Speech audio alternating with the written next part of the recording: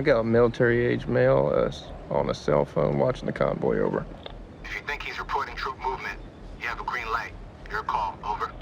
Maybe he's just calling his old lady.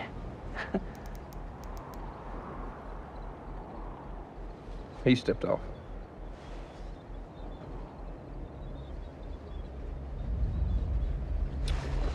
Hold on, I got a woman and a kid 200 yards out, moving towards the convoy.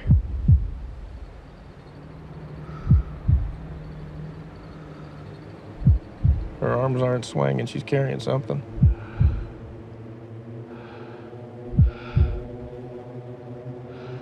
Yeah, she's got a grenade. She's got an RKG Russian grenade. She's saying to the kid. You say a woman and a kid? You got eyes on this? Can you confirm? Negative. Your call. They fry you if you're wrong.